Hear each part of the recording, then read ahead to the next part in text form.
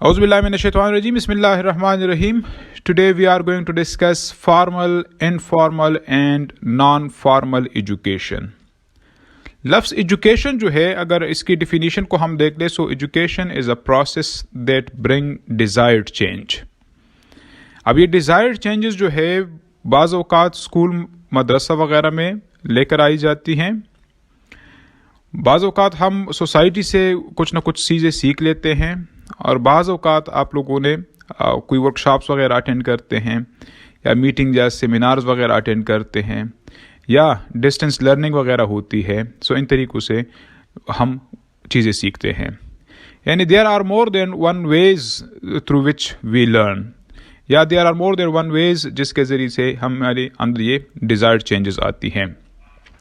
अगर ये चेंजेस जो है एक फॉर्मल सेटिंग के अंदर हो, फॉर्मल सेटिंग से मुराद ये है कि स्कूल के अंदर हो, कॉलेज के अंदर हो, यूनिवर्सिटीज़ के अंदर हो, तो उसके लिए अगर आप जहन पे जोर दें तो एक तैयार कोर्स होता है, यानी करिकुलम होता है, सिलेबस, टेक्स्ट बुक्स होते हैं, प्रॉपर असेसमेंट होती है, रेगुलर क्लासेस लगती है, टीचर आते हैं, प्रोफेसर साहब आते हैं, वो प्रॉपर क्लासेस लेते हैं, और पढ़ाने के बाद फिर एक असेसमेंट भी होती है, और फिर एक फाइनल एग्ज़ाम भी होता है.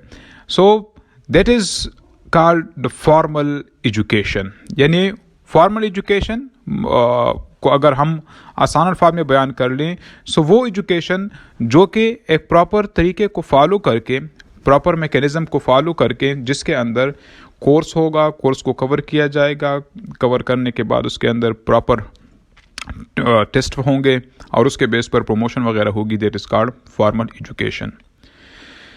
As far informal education is concern, so बाज़ औक़ात हम सोसाइटी से बहुत सी चीज़ें सीखते हैं. यानी अपने पेरेंट्स को देखते हैं कि वो क्या कर रहे हैं, तो उसी तरह से हम, यानी अगर खाने पीने की बात हो जाए तो हम पेरेंट्स की तरफ देखते हैं कि वो किस तरह से खाते हैं, हम भी उनकी तरह खाते हैं, या किस तरह से वो सलाम करते हैं तो हम भी उनकी तरह ही उस तरीके से सलाम करते हैं, या किस तरह से वो ग्रीटिंग्स वगैरह होती हैं, सो हम उन्हीं के को फॉलो करके ग्रीटिंग्स वगैरह करते हैं. अदब व एहतराम वगैरह ये ऐसी चीज़ें हैं जो कि हम पेरेंट्स को देखते हैं या सोसाइटी को देखते हैं या अपने फ्रेंड्स वगैरह को देखते हैं. सो ऐसी लर्निंग जो कि बाकायदा सेटिंग के अंदर ना हो और हम इंटेंशनली और अनइंटेंशनली सीखते हैं. दो अल्फाज मैंने इस्तेमाल कर लिए, इंटेंशनली और अनइंटेंशनली. अगर पेरेंट्स आपको बता रहे हैं कि बेटा इस तरह से नहीं करना, इस तरह से करना है, तो ये इंटेंशनल लर्निंग हो गई.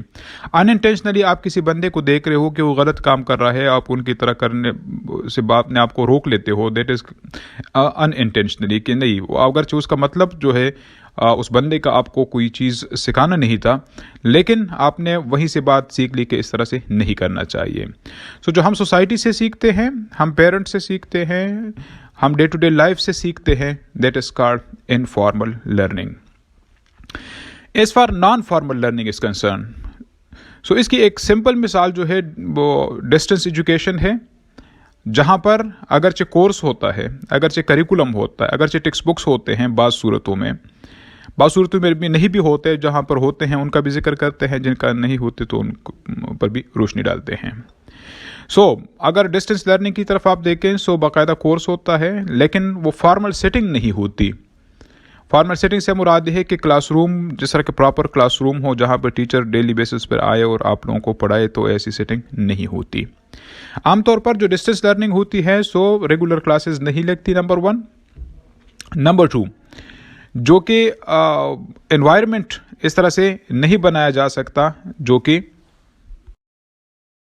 एक फॉर्मल सेटिंग में हो सकती है. कोर्स भी होता है, लेकिन आमतौर पर जो नॉन फॉर्मल लर्निंग होती है तो उसके अंदर कोर्स को स्क्वीज़ किया जाता है, कम किया जाता है, क्योंकि वो रेगुलर क्लासेस नहीं होती.